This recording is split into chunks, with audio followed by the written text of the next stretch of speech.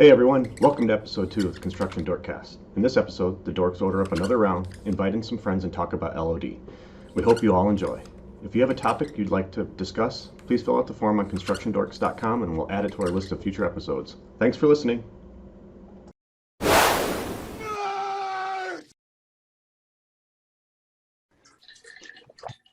All right, we're broadcasting, so All right, we're live.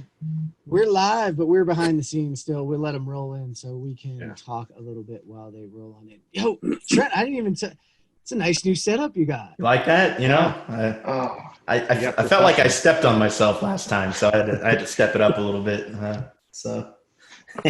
It's funny. I went down, because I'm going to be disappearing in a little bit here. Right. So, I just went with these, Yeah, I'm just borrowing Jeff's setup.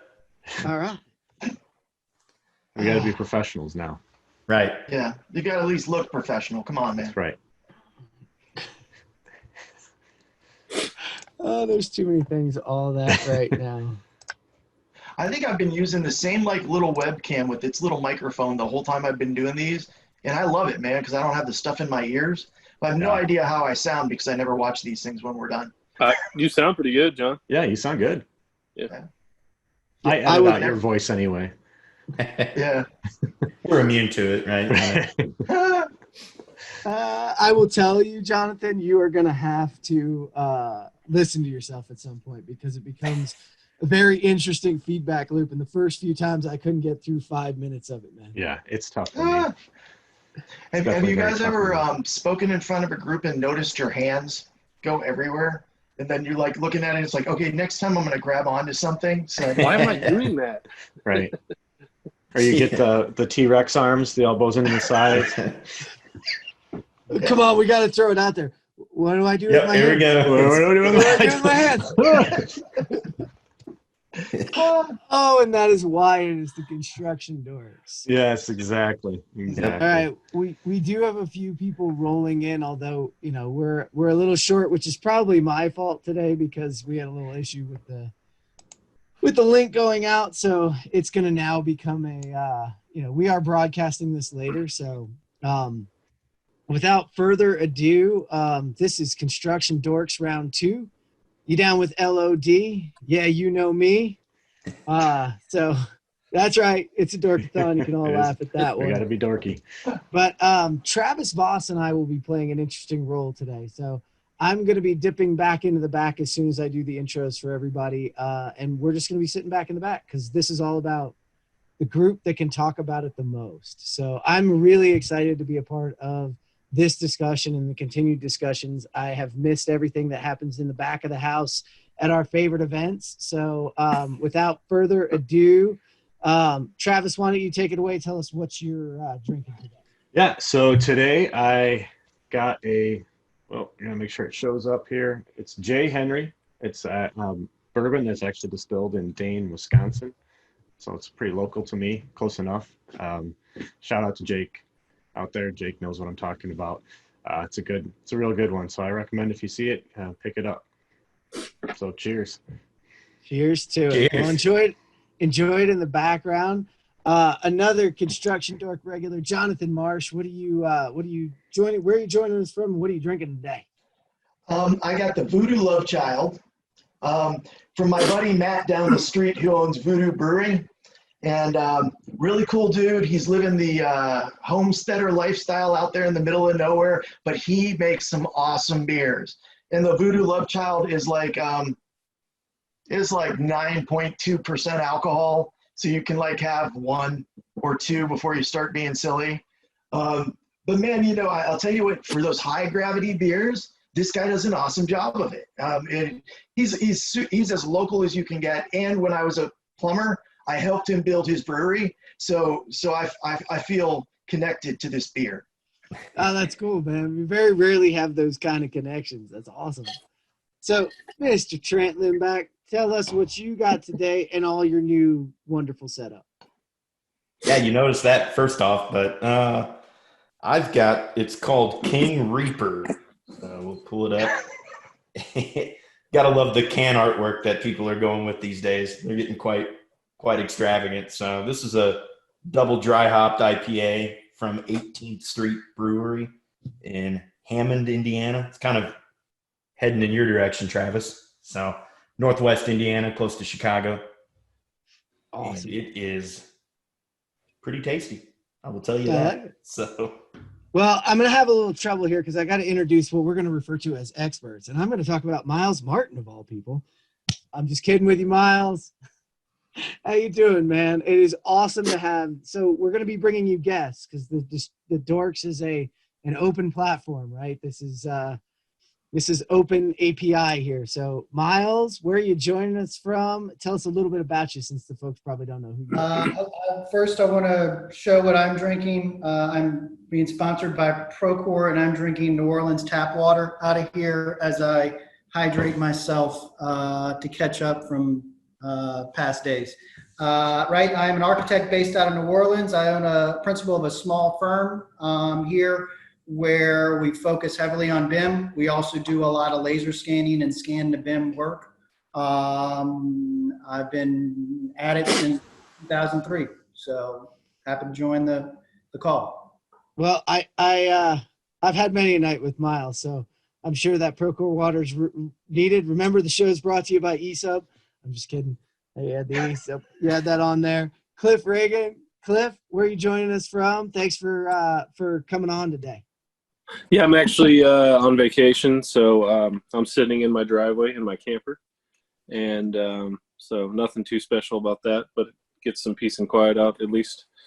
So yeah, just a quick I guess my history. I came up through the engineering field. I worked as a mechanical designer for a long time, and then kind of transitioned over to construction as a BIM coordinator, and then ultimately landed as a MEP project manager. So, and I'm drinking homemade cocktail, vodka and Mio, Tito's vodka. Nice. So, yeah. Well, I forgot to cover my own. I'm drinking Santa Claus today, and it's actually Woodford Reserve on the rocks. For all of you who know me well, but I just thought Santa Claus, I needed a little bit of lightheartedness today. So with that, I'm going to ditch to the back. Guys, if you have questions, let us know. I know we have a few up front. Enjoy the conversation, and I will see y'all later. Cool. Hey, I'm gonna kick it off by like just for anybody out there that tuned in that doesn't know what LOD is. I don't know why you're tuned in, but what it stands for is level of design. And in about like 2008, the AIA decided that they would adopt it as their standard to kind of give us an idea of what can be relied upon within a model throughout the different design or development phases. So like whether you're in, conceptual design, schematic design, detailed design, what are the pieces and parts that you can rely upon and that you can say, okay, well, is this the actual part, and what are the pieces that you can't? And it's ever since like 2008, pretty much every time I get into a discussion about models and who's responsible for what, it ends up being this discussion of LOD.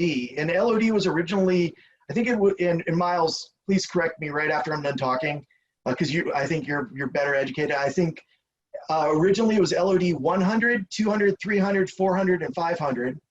And then they added a 350. And then I've heard people talk about 250, 375, 225, 120. I've heard them just kind of skew all of these sort of internal numbers to try to give you an idea how close they are between the levels. But for the record, in case you're recording this, LOD 100, according to them, is conceptual design, 200 schematic design, 300 is detailed design, then we go to construction documentation for 350, 400 is where we take it in the MEP. We take it for fabrication and assembly. And then 500 is as-built, and 500 is like an amazingly open thing. But Miles, did I get that mostly right? Yeah, right. There's a long history to it, and it goes outside the United States just as well. You talk about it on a global level. There's right, and then the eternal debate: is it level of development? Is it level of detail? Is it level of design? Inside of there, and then some countries even go just LOD 1, LOD 2, LOD 3, LOD 4. But certainly it's hard because there is a lot of hybrid in the numbers, and people do make up numbers. Like I'll give you, level 325 is just sprinkling a little bit of information in there past 300. Yeah.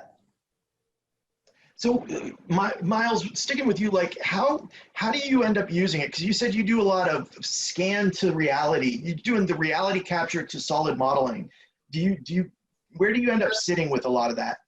So, right, as an architect, I find myself working for other architects a good bit, and with the printer scanning and site capture, and then they just want a starting model.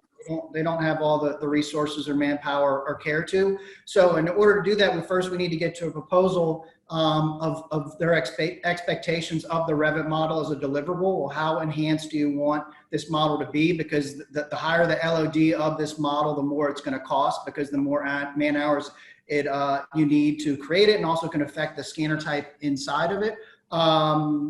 So to do that too, and a lot of times you're not necessarily talking to people who still understand what LOD is, even if they are architects, contractors, or engineers.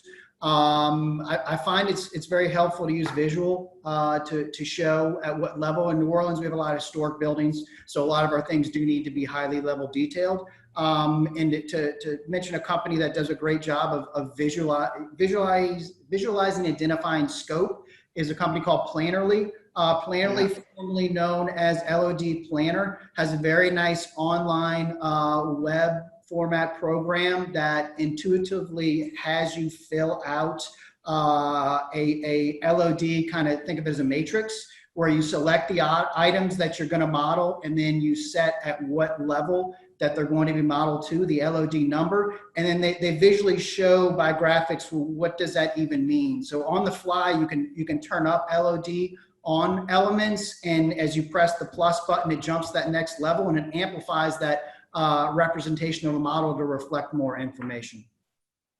So this goes into that first group question. I just got a question from other Travis, actually. So who do you think, and this is for both you, Cliff, and Miles, who do you think's really responsible for saying that target's been reached? And I'm going to start out with you, Cliff, since you're sitting on a job site. Who do you think, and you're kind of the MEP coordinator for that job, so it's kind of your job to be a part of this. Who's responsible to say you've reached this LOD, you're complete, and if it's not reached, what do you do? Like if a contractor comes on the site, they have the contract and they're just not going to reach it, like how do you deal with that? Well, one of the first things we do when we look at a job, when we're working through our proposal and trying to come up with a price, is obviously we look at what the expectation is. And a lot of times we see that there's not a clear expectation. I'm sure Miles has seen this as well from an owner standpoint. And we try to get that defined, whether it be in a specification or just on the front end documents or whatever. We try to get that defined so that ourselves and all the other GCs are kind of on a level playing field when it comes to what they're going to get at the end of the day. And once it's clearly defined, that really helps us kind of get our game plan together of who's going to be responsible for what. Now, your second part of the question is, what happens when a contractor comes on board? We've got it scoped out, and we've hired this contractor, and they literally don't have the capabilities of getting the model to that level of detail that maybe the architect has specified in the specifications, or the owner has specified that they want, and we owe it to them from a scope standpoint. We have some in-house modeling capabilities. If it's a smaller scope, we can take that on. If not, we have other trades on pretty much every job that are, very good at modeling, whether it be the mechanical, plumbing, electrical, the common ones that know what they're doing inside of Revit or whatever kind of modeling platform they're wanting to work in. So sometimes it's as simple as saying, okay, well, we're just going to back charge you for what that scope of work will cost.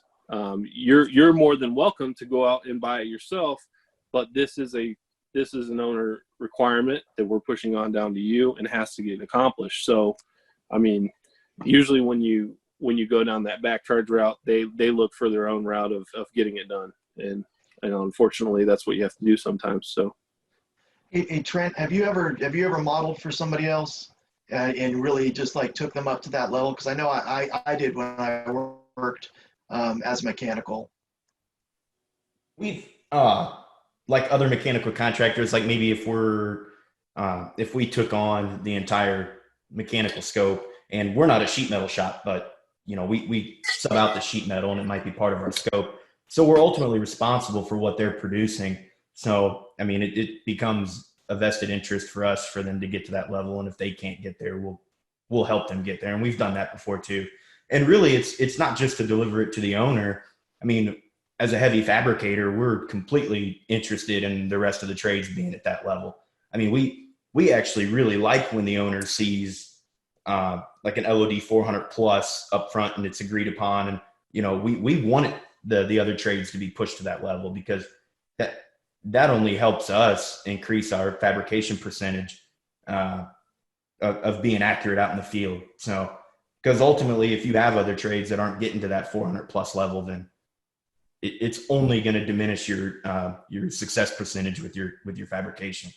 So, Absolutely. and that goes for everyone, not just MEP, but structural, architectural, all the other trades. So yeah, I actually really like when there's a high expectation. So, because we're going to do it anyways. That's our stance. So. I think we took the same stance. I would ask you though, like, and this came up in talking about this with some other people. Clash detection right now, engineers are doing clash detection of a 300 level model or a 200 level model, of these models that really, we haven't looked at as how we're actually going to build it. What, taking that structure that they have now with the five different levels or 6 different levels, where do you think it's safe from a fabrication standpoint? I'd love to hear the architectural side of this too, Miles. Where do you think it's safe to really start clash detection when it really has value? How high a level does it have to be before it adds value?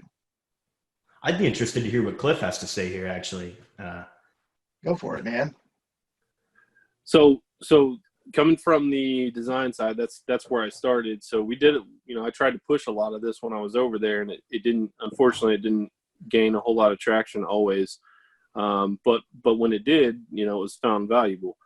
I don't know if you could say, I don't know if it's as easy to say, what part in the design are you at when it becomes valuable. I think it's easier to say, like, it might be easier to say, well, it's valuable for these set of items. It's valuable for the ductwork above, maybe 20 by 20, to start looking through and making sure that you can work through all the structural, pass by all the structural elements, efficiently. And also, you can start to talk to the architect about, what kind of ceiling heights you're able to give him off that largest piece of ductwork, or the largest piece of ductwork crossing, a series of large hydronic piping. That's the kind of stuff that you have to look for. I don't think it's as cut and dry as just saying, like, okay, we're going to coordinate this entire building and just get it done. I think you have to look for, use it as a tool to look for problem childs and work through those problem child areas.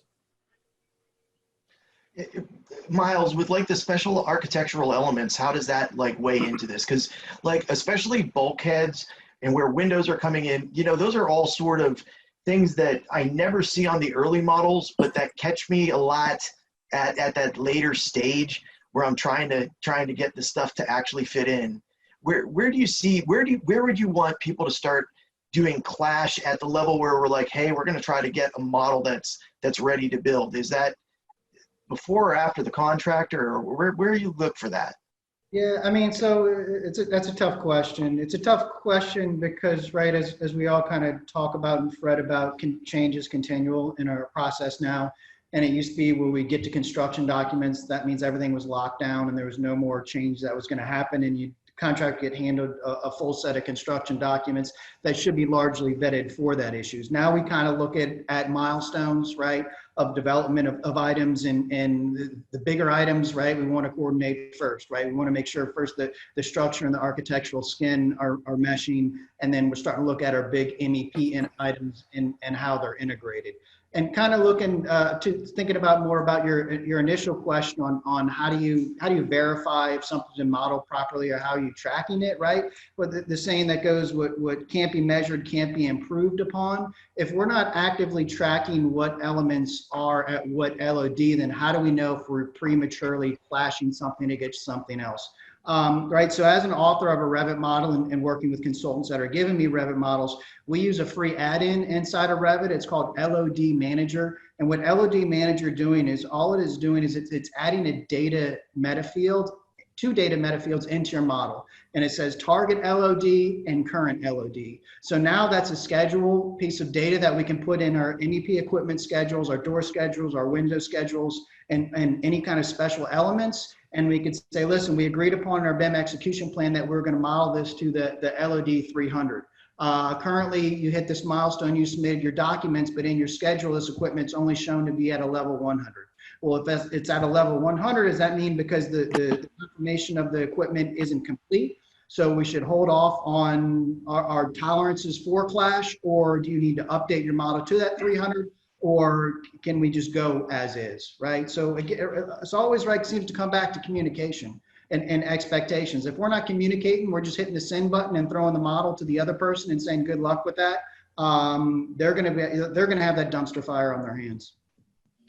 Well, you brought up something really, really interesting that I was going to ask Trent about, because there is this idea that we're going to evolve the parts, pieces, pipes, equipment within a Revit model to reach different levels of LOD. But what I've experienced is at some point we actually stop evolving stuff and we start replacing it. Especially on the mechanical side, you know, when we receive the mechanical design from the engineer, I mean, Trent, what happens when you receive the average mechanical design? Kind of take us through that in terms of what you guys do, so I don't get in trouble. Yeah, so I don't want to hurt any feelings here, but I'm probably going to use it as an overlay, and I'm going to redraw it. Yeah, it's just not time efficient for us to sit on that any longer. I mean, we're going to take the design and the intent, the routing, and look at those systems and what all we've got to feed and what we've got to hit, and we're gonna draw it with our fabricatable parts. We're not going to sit on it any longer than that, because really, like the points we were talking about just a second ago, you're waiting for that milestone, that ability, because you want to work efficiently, right? That's everyone's goal is. So, and we've got to get to the point where we're coordinated so we can get to the point where we start construction. And the only way we're going to do, but we also don't want to just start coordinating too early. So like we said, we're waiting for everybody to kind of get to that point, but maybe there's one trade that was never going to get to that point. So how long do you wait? I mean, there's kind of this double-edged sword of how do you work efficiently, but also getting the job done. And we will take the design models and use them as a guideline, but it's more of an overlay. So rather than replacing parts, I mean, we usually start from scratch. Hopefully that makes sense. And Miles, that was kind of the problem I was running into with a lot of the requirements that we're passing down, is we'd hit this little bridge where we had to move from design being at the center of the information on that part to sort of manufacturing being at the center, or contracting being at the center. And I was always terrified, to be honest. I was always terrified that the architect was going to come back and say, well, how do I know that my system design information is still there when I'm at a level 500 and you guys have replaced all the parts and pieces that were part of my model? And I never had to run into that, but it's always been in the back of my head that one of the things that LOD kind of makes us ready for is this idea that we're going to do engineering data, which would be awesome. It would be awesome if I could do engineering data using the parts that are machined, or ready to hit my fab shop. That was always kind of a spooky time for me. Miles, like when you're looking at deliverables, because I think you probably look at them more than we do, is there anything that you see there in the intent of like a 400 or a 500 that you're like, these are the key things that I look for that I think are going to be usable to the client, or is it kind of client by client? The client being the developer of the project. Yeah. No, that's right. That's a whole nother level of the conversation when we're still struggling with architects and contractors using the same model, working in the same model, providing me their fabrication models to insert into my model, right? I don't see enough clients that are sophisticated or educated enough to even care. I mean, right, the pipe dream is a facilities management model where you complete the life circle and then you give the model to them, and then they're using the model as a resource to pull the user manual on the HVAC unit so they could find out their filter size and have it plugged into some kind of dashboard or online system, right? That's what Cody kind of is in place for just as well. I'm heavy on medical projects on exchanging data of equipment and furnishings and everything inside of there. That's a tough one, man. That's a great point. We kind of hot swap models, right? We spend all this time with our design model for it to be that background by the mechanical fabricator to essentially then just draw over and make it real. And two, right? So if you're the mechanical fabricator, and to kind of talk about your point, Jonathan, about the parts and pieces, right? The parts and pieces is from what I understand to talk with mechanical fabricators, is their parts list now is being drawn in from Sysq and a couple other parts manufacturers. So you're pulling a piece of equipment or a pipe or an element that has been assigned all this heavy metadata and high LOD information directly into the Revit model, so you can get your spool sheets and your prefabricating. On the design side, our resources are getting better, but a lot of times we're relying upon our kind of online systems that we've built out of templates and models we've created and just kind of our kind of internal CAD warehouse, so to say, our container file on a lot of that stuff. That has all of our company standards, but that's just our standards that aren't good for you or don't translate to you, or the metadata field names don't match the fields that you use, so then you throw them out anyway. Yeah, and that's I will tell you this, I have never thought, I like Revit. I actually love Revit at this point, but I started back in CAD MEP. So like I had my little hate Revit period where I was learning how to use it, but I don't think maybe it's going to be the collaboration platform that moves on to the facilities manager. I think we're going to put the models in something that's easier to use and hand it over to them. Like Cliff, on this job site, when you're looking at the model, are you looking at it through Revit or through some other platform? I guess it would be kind of dependent on the project, like the project I'm specifically on right now. I would start in Revit just because it's design build and all the contractors are in Revit, all the architects are in Revit, all the engineers are in Revit. But if it was a project where that wasn't the case, I would probably go to what we coordinated against. So I don't know if that answers the question. It kind of answers the question. I've just noticed that, like, if you go to a job site and you're walking around, you don't see people opening Revit. You'll see it. No. Navisworks 360, Revisto, BIM, all of the different entry points to the model data. And I really feel like the best database, I think Miles was saying, was inside Revit. That's the best database that we have. But getting in there is a pain in the butt on the job site. I would agree, and I don't know, maybe I'm kind of a unicorn when it comes to an MEP project manager. As far as my skill set is inside of Revit, and with everything that I've been exposed to over the years, where typically guys that come up through the contractor world are not in that software. They never have a need to be in Revit. They never, it's always, as Miles was saying earlier, it was always, as the CD documents were done, that was kind of the handover. And it was always, I don't want to say paper because, obviously we're using a lot of, PDFs and everything, but it was always those documents that everyone relied on.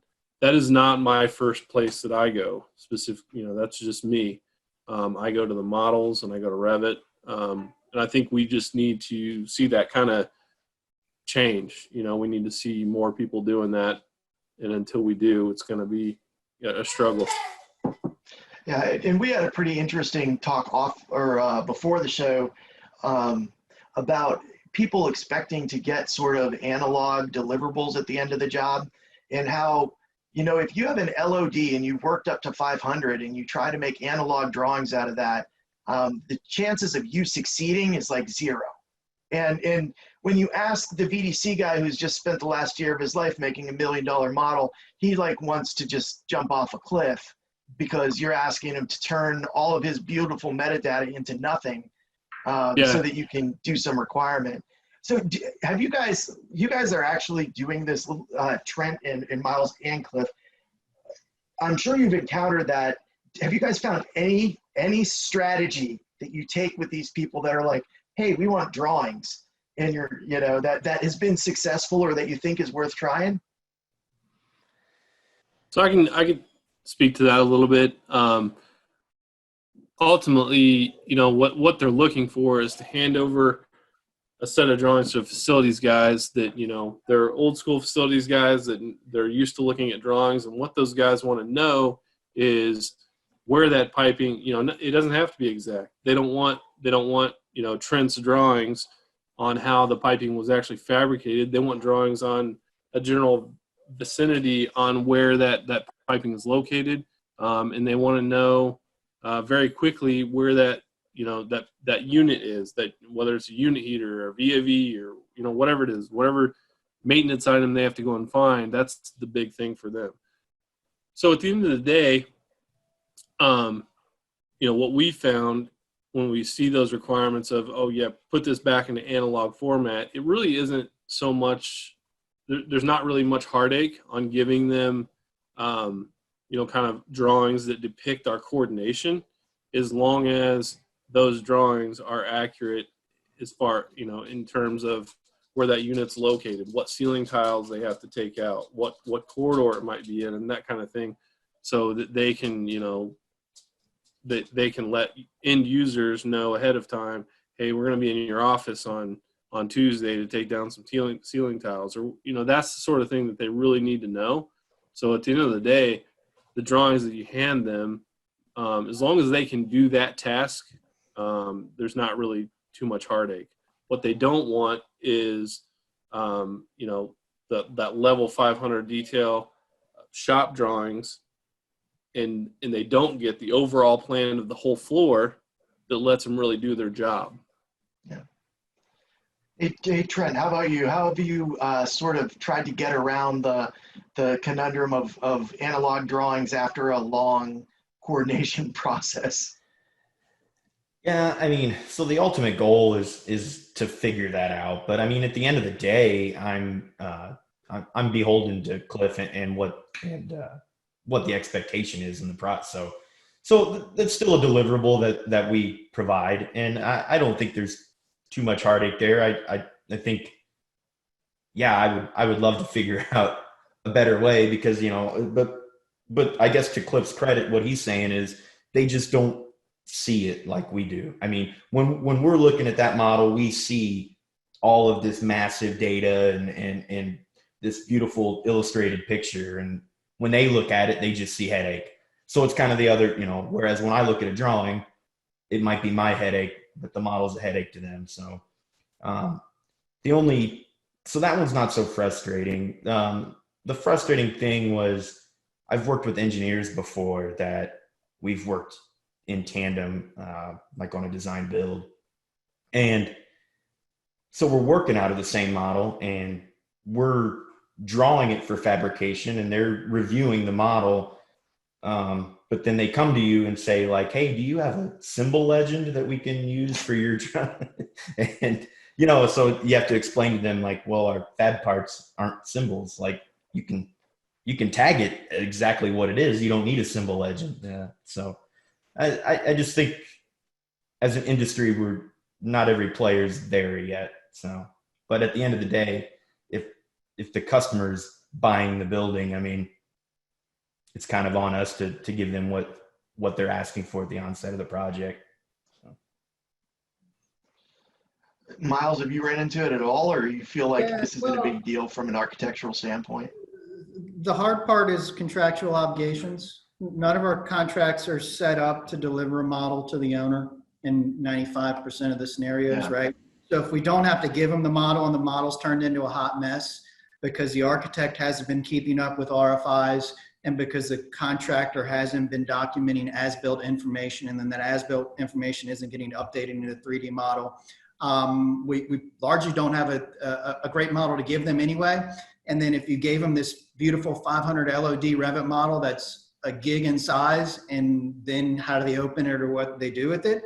It's more of, we need to dumb everything down and rethink about the deliverable to them, right? They need a video game experience that they can drive around the building in an Xbox controller, stop in a room, click on something, find out information on it, pull up the Matterport view from that room that was taken every 2 weeks on the spot to go back in time to get the x-ray vision so they can find the junction box and see where the wirings run kind of inside of there.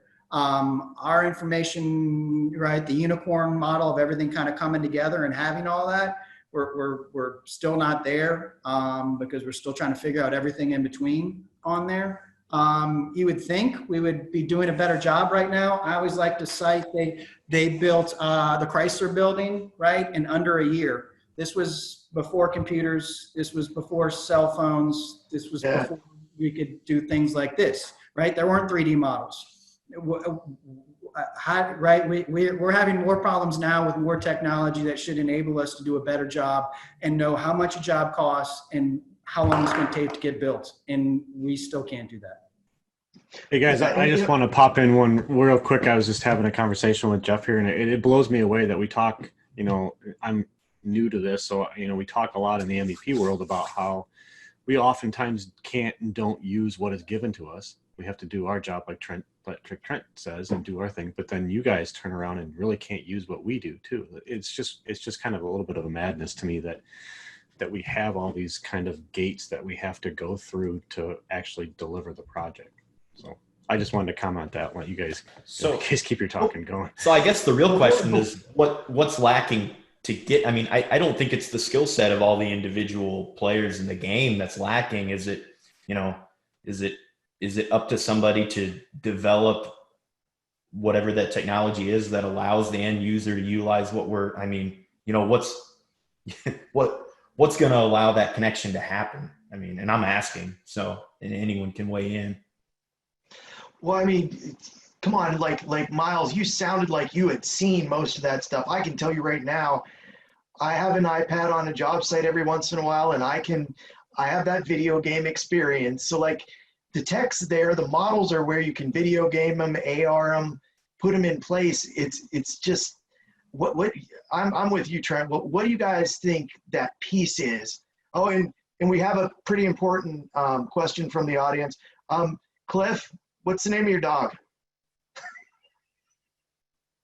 His name's Graham, like cocaine, not like, graham cracker. Right on. But what do you guys think is missing? Because I think all those little tools are there. Like you can go download them, Industry standards, open platform, Autodesk getting out the way. They have the key to the authoring software. I think that's a big part of it too. That authoring software is a key, and if it's tied up, it's tougher. But how about this? What's the best that you guys have seen? The closest to that you've seen on a job site or with an owner that kind of like set you back? Because I just saw someone going around with Visual Live, and they were doing something very close to looking through the walls, and I was like, that's perfect. That's why we're doing all this, is so you can do that stuff. Have you guys had any like success stories that you've seen that are at that level? And Trent, since you have so many jobs, you can chime in too. I don't think we've succeeded at that yet. A lot of the technology you're talking about, we use and we're familiar with. Visual Live is one that I use, very familiar with. But believe me, if I thought it would work, we would buy the owner a HoloLens and give them if I thought that would work, we would be all for it. I don't know. I just haven't seen the process work yet. And I think that's the frustration, because I think most of us know how we could get it to work, but I'm just lacking at figuring out what's it going to take to get there. So I think Trent, I don't know if you would agree, but it feels like every job I'm on gets a little bit better, and maybe because of my background, I get pushed to the jobs that have an owner that is invested more on each one. But that's kind of how I see the trend going. yeah, Like we can dive, the project that Trent and I are working on together, I can dive into the model and feel pretty certain about what I see is, that it's going to be built that way out in the field. And, I've not seen anything go into place that would make me think any otherwise. So once we as the contractors start to feel that way, and we can tell the owners, hey, the architects did a really good job, the engineers did a really good job of modeling their elements, the subcontractors that we hired to do the work for all this MEP work, they did a really good job of putting the elements in the model. You get a level of I guess certainty as far as what's in the model and how accurate it is, so that ultimately that can be handed off to the facilities guys that can see it later on down the road. So I guess my point is just every job gets a little bit better. I'm not really seeing any backpedaling. Yeah, I don't disagree with that. I think it is moved, but as dorks, nothing ever moves as fast as we want it to.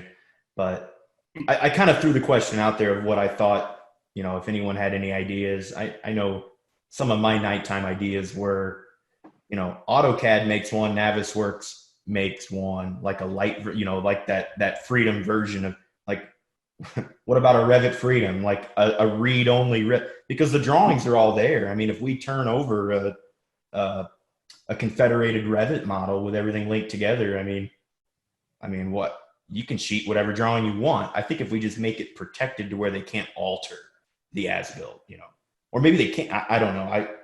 If they feel comfortable doing so, I guess. But I think you would want some kind of timestamp. But Jonathan, you said what tools have you seen out, and some things that have been eye-opening lately, in what's helping us move forward? There are some things starting to hit the market that do help. Some of the things that really opened my eyes and really quickly, programs like Fusar, programs like Revisito, anything that can real-time render on the fly, and you can pick up your Xbox controller and cruise through in first person or third person, turn on transparencies, get section box. Anything with a super simple UI that you can really digest a model really quickly, super helpful, right? We talk about these owners that we have these old contracts where our deliverables, a project manual that big and a set of construction documents 24 by 36 that's that big that we're expected to hand over to them. Why aren't we using like Unity and exporting out to web, exporting out PlayStation, saying, hey, stick this disc in your kid's Nintendo Switch and you can have him run, you can't operate it, your kid can run around and operate this model and navigate around it. And so the persistence of change, and while we Cliff alluded to, he's seeing improvement on, it's also because these next generations are going to save us. And these next generations are the ones that are growing up on iPads, that are growing up with controllers in their hands. The spaceship has a touchscreen interface. The nuclear Navy submarines run by an Xbox controller right now. If these guys are getting trained out of college, more fluid in 3D programs and it's intuitive and to operate it, it's going to be a lot easier to bring it all together and give somebody a deliverable what they can use. Yeah, man, and I couldn't agree more. The number one way I'm seeing it digested is you take the model, you throw it in a gaming engine. Unity runs Revisto and Visual Live 3D and all of these other ones. And then on top of that, there's Real Engine and a bunch of other game engines. And if we can throw that into that gaming environment, then I think you're right. Then I think everybody that's grown up with that has, that barrier is gone. That barrier to entry of you have to know all this stuff is gone because we've all played games. We are getting a lot of questions. I was going to say, I'm going to jump in here quick. And I think that, I don't remember if you've said it yet, but other Travis did say something about asking about what other kind of deliverables are you going to look for to owners with these high LOD products. But I think you just hit on it though, right? I mean, we're kind of talking about moving into that, Miles, you hit it right there with, getting into these gaming programs. That was well said, Miles, for sure.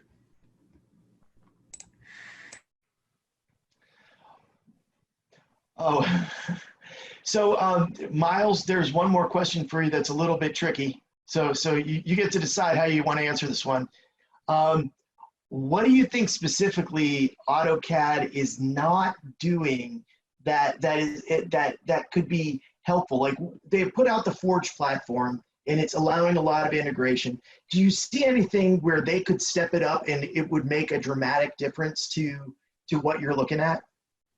Autodesk, right? Not AutoCAD. What could they be doing? I mean, they could, right? They hold the keys to the RVT extension, right? And just to go open platform with that and allow other programs to open it and edit it would be a big help, because right now we have to pivot a lot of things to IFC, which is kind of the opposite, right? It's got the Apple and the Google. You have the open source world and the kind of the closed source world.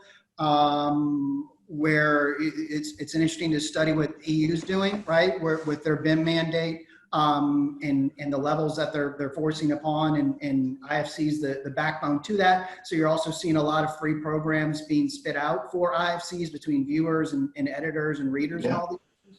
The Forge platform in particular, I unfortunately don't have Forge access because I don't pony up for Forge access. I'm not a developer needing API access. That I had talked to in the past about Forge also aren't thrilled with that platform either, because Autodesk is always murky about where the pricing's going on that. And two, right, we're talking about Autodesk product Revit that, geez, the code on that is now how old? They say the life expectancy on a code is like 7 years, and we're pushing like 15 years on Revit, right? And yet that's still, we all rely upon, and their tools. We talked about how we love real-time rendering video game engines. Autodesk still doesn't have one, and I don't even know how they can explain that. They've tried through some things. They acquired some video game engines. BitSquid comes to mind, which then they repackaged, and they repackaged again into Autodesk Live. You know, Autodesk is famous for rolling out software with big pomp and circumstance and saying this is the new greatest thing, and then it disappears. It's a failure. It doesn't mesh with their other programs. Everything's written in different codes that they have acquired. So I know too, they're supposed to blow it all up and rewrite it to work on the Forge platform. We're not. Well, I think you're going to get a phone call from Autodesk immediately after they see this to talk to you. But we do have to close out because we've gone long already. Hey, Cliff, Trent, any final thoughts before we close out on LOD and where it's taken us? I was just about to continue where Miles left off with that before we talk more about. And the only reason that code is viable to this day is because of all the add-ins. I was going to encourage you guys to keep going on. I don't want to cut the conversation short, you know. Hey, man, if you want to keep going, I am all for it, because I have at least half a beer left, which means that I'm talking too much and not listening enough. Right. But, no, but that's the good thing, right? You know, we're it's been engaging, and I think the only reason the code that Revit code has made it this long is because of all the add-ins and things that people like us have come up with. It's time. I don't know, that something's got to. I can't believe how terrible their app store still is. The Autodesk. But not to turn this into an Autodesk bash fest. Actually, all I was going to say is I can't believe that Revit still runs on a single freaking processor most of the time. And it's funny that we have to build our computers around that model. Like, we have to buy i9s with a high core speed because the server workstations don't mean anything to us, you know, like not to get overly nerd, but I was like, okay, we should use like virtual computers so we can pump up the processor so it's like Unreal order to actually run Revit on a big model. Because a big model, man, it's like, you know, you're working on some teeny area, because if you open it up anymore, it's just going to stop working. But you can't run those cores in series. I mean, you can't. You can in a data center. Can you? Yeah. Learn something every day. That's why we got Jonathan here. It's crazy. It's crazy what you can do with an entire data center at your disposal. But yeah, I mean, I got to say, like, I've been I've been keeping my eyes on the gaming-based programs since they started coming out, and they grow by leaps and bounds because those guys they're good programmers. You know, I'm working with some people in Unity right now on an app, and every time I ask them to do something, they like look at me like, yeah, what do you want me to do the day after tomorrow? You know, and it's stuff that we haven't been able to do. And it's like, you're kidding me, right? Like, I've been wasting my time and I could have just called up an actual programmer and had this done. It's crazy, man. It's crazy. Yeah. Well, I think we all agree that like Revit's the platform that we're all moving to, and that's where we want everyone to be. But I think we're just politely asking for the continued development, you know, for that to keep moving. So that's all. You know, I think it was nice that in Revit, what was it, 2019, I could finally take a window and move it to my other screen after 19 versions. I know, mind blown. I know. You know, next time, you know what they might add? They might add rotate multiple. I know that it's a lot to ask, but we might get a rotate multiple command in freaking Revit. It's crazy. I know that, did all of you grow up in Revit, or were some of you guys in Autodesk beforehand? Trent, were you in Autodesk for a while? Or AutoCAD? Or yeah, AutoCAD. Yeah, I have a little bit of experience in AutoCAD, but only just a couple of years. I've pretty much spent my whole time in Revit. So same here. I was born in Revit. Kind of caught up in AutoCAD, you know, as needed, but mainly Revit. I had to AutoCAD R14. You did 14 since R14? 14? Yeah. When did you transition? 2005 to Revit full time. I transitioned 2 years ago, and it was painful. It was painful. The other Travis who's been chiming in, he was my beating pole for moving to Revit, where I'd be like, why can't I make a duplicate of a sheet? I should be able to duplicate my sheets. And he's like, no, you can't duplicate sheets. I'm like, no, that's got to be wrong. You just don't understand the program. That would be stupid to not be able to duplicate sheets. I still don't think you can do that. An add-in. You need an add-in. Yeah, I mean, you can do Kobe tools. Kobe tools will allow you to do it, but it's an add-in. Sure. I don't know. I would say that the one thing that I thought was really nice is I now see regularly people using Dynamo to extend what Revit can do, because we're no longer waiting. We're just like, screw it, we can do our own scripting and kind of move forward. But that's kind of been the story. That's been the story of us for a while, right? It's the same thing with content. It was when nobody else figures it out, people just they're gonna find a way, because everyone has a task, and if somebody's not gonna develop the product that you need, so, you know, you're gonna find a way around to make it happen. So. Yeah, absolutely. Well, I think conversation is winding down now. So you guys have any closing thoughts on LOD? I'll have one. I mean, just like I said, we talked about this a little earlier before the show started. Just make sure that you know, what I like to always see is that the expectations are set clearly early. You know, so that helps us as a GC. It helps us kind of get bids from our subcontractors, you know, in line from a modeling perspective. If the specifications call it out, or if the LOD spec has been written clearly and efficiently, I mean, that helps everything stay in line, so that, you know, ultimately we can get what the owner wants, and get what the owner, you know, sees as useful for maintaining their facility.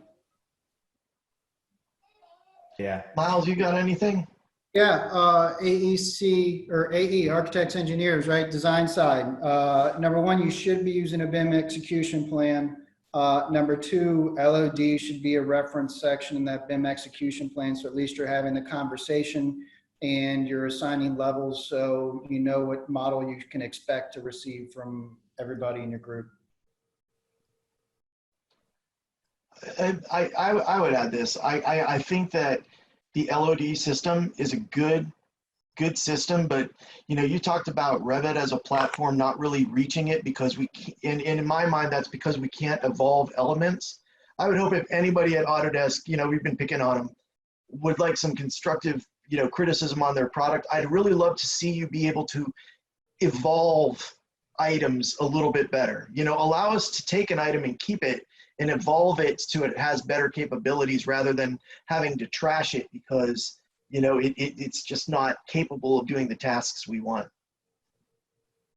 And I'll throw it over to you, Trent, to close us off. Yeah, I'm just going to end it with I think a lot of the topics we've talked about today are going to segue really well into I'll kind of tease what I'm sure a future episode of ours will be in the DFMA. So a lot of the stuff we're talking about, this getting together early, I see a lot of similar points that are being made. So we may even reach out to some of the similar guests or invite them to at least come on board for that one too and participate. So that's all I've got, man.